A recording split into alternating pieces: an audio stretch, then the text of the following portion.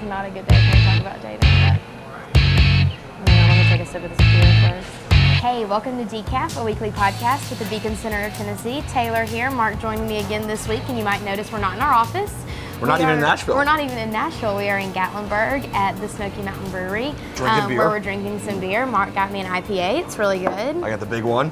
What is it? Just a delicious type. I think it's Pilsner. It's a Pilsner. Okay, Pilsner. Okay. It's really excellent. And I've actually had it before too, because they at that Cherokee Grill, they serve this as well. Well, at least it's not some fruity beer. Mark likes like fruity coffees and fruity beers and really. They actually have a peach cream ale, which as soon as we're done here, I'm going to try it. But that sounds terrible. It's fun that we get to. This is our first beer we get to drink during work hours, which is a win-win for everybody. Thanks, Justin.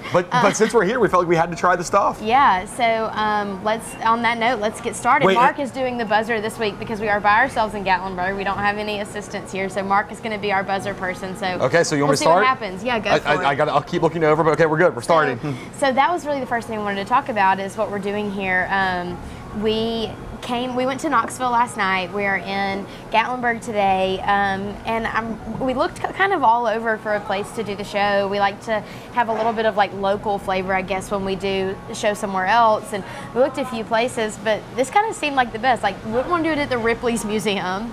I didn't think that was a choice. No, that Ripley's sounds really terrible. No, that doesn't sound great. I mean, nothing. I'm sure Ripley's is great, but maybe not to do a show like this. Yeah. And you can see, like, look, they have the cool. I know. What are those called?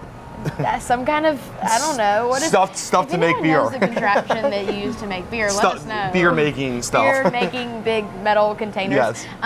But this brewery, there's a few locations here in East Tennessee. We've kind of been all over East Tennessee, which we'll talk more about. But there's a few locations in East Tennessee, but I'm really digging this place. I'm really digging the fact that I'm drinking a beer while I'm doing a work thing. Yeah, this is cool. So when they have a downstairs, that's where we're at now, which is like people aren't really up, but they have a really cool upstairs area where I went earlier, and like it's just a cool place. And not only is this place cool, and the beer is delicious. It's really really good. Really good.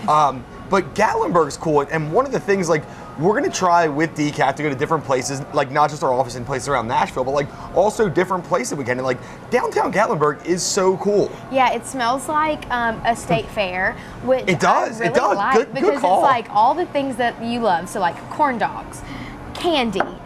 Funnel cake. There's like, you can go in and get like those big suckers that are the size of your head everywhere you want to go. But there's also like, so I'm about to get so fat. Well, today. It's a fun place too for like families come here. Like Dolly World's not far away.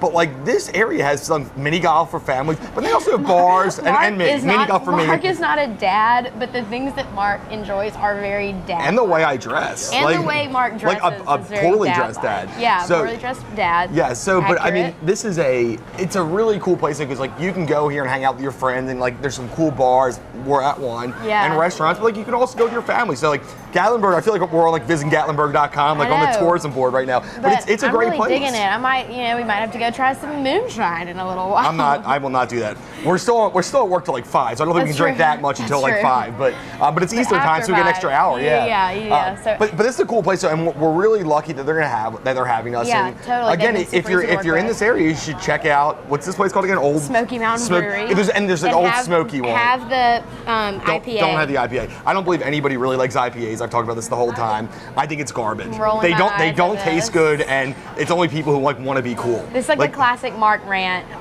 ranting against something that doesn't even matter. No, but I don't believe people really like IPAs. So you are full with of that being said, first one I nailed it. Oh my gosh. I started late. Early. 7 seconds, but I started late. Okay, right. So the second thing we want to talk about is why we're here. So we, over the course of the next year, maybe 2 or 3, we want to start putting the focus on state and local issues. Mostly, I guess, what does Justin call it? It's kind of like... Oh, it's like blue state, red state, blue state. Well, I think we need to rename, but it's like, it's not, I don't think the party affiliation has as much to do with it as like kind of free market states. Yeah, and you remember overbearing cities. We talked about a few weeks ago, we talked about our City Freedom Index that we're going to be doing and how we're going to be focusing on how free are the cities in Tennessee. We talk about state policies a lot, but when you look at the local politics, that's what really matters to people. Your property taxes, that's all a local thing. Your like property ordinances, we talked about the sidewalk law in Nashville and all different kinds of things, what you can do, the Airbnb laws, a lot of that stuff is very local, and so we're going to be putting a focus on local issues, and as part of that, Mark and I are going to be going to a lot of smaller towns, and the bigger cities across Tennessee, and talking to their media people to try to let them know what we're doing so that the information is very readily available to you. But at the same time, we're going to highlight with decaf and over-caffeinated and things like that, these cities even more. And so I get to meet with a couple of newspaper editors, went to Lebanon, is how you say it.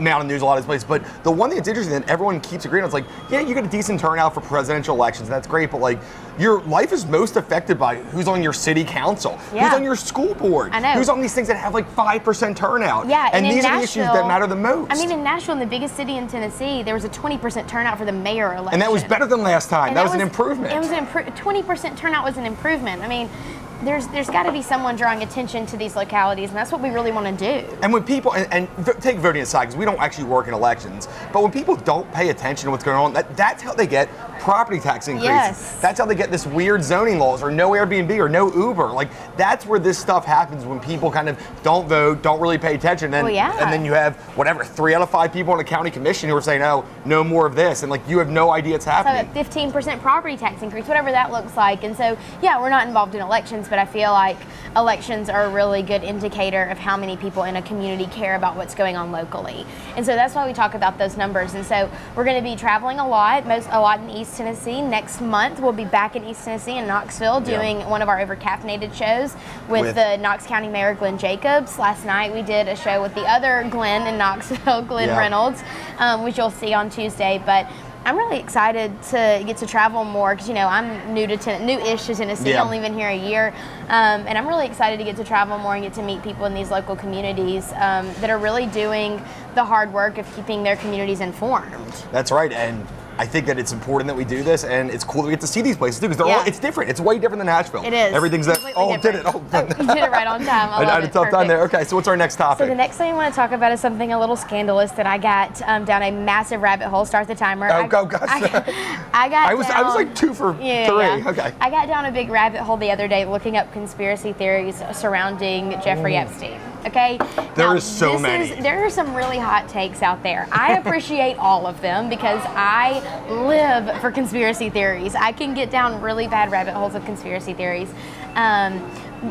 You heard something on Twitter? Well, no, I know. I don't. Okay, if you don't know what's going on, yes. Jeffrey Epstein did some bad things. Well, he was like really bad. So I guess he's kind of a person to star. So I guess had an island of underage girls where people would they were basically prostitutes. Makes me cringe. And a lot of people who apparently weren't. It's awful, but apparently people who were in really high places went to his island, and there's a lot of ideas that maybe Bill Clinton was one of those people who went a lot. Yeah. So the news today I saw, literally maybe 10 minutes before we filmed this, was that I guess the Daily Mail said that they were, invaded his home or whatever. Take a drink of this to and they had there was a painted picture in Jeffrey Epstein's home of Bill Clinton in a dress. And that's not conspiracy. That's apparently a real thing. What even does that mean? I know. What even is that an indication of? I don't think anybody knows. That is freaking weird. That it is weird, and apparently I think all the stuff with this is weird, and that whole, and I'm not one, a lot of people are very into conspiracy theories. I'm not into the whole, but the JFK thing, probably done by just one shooter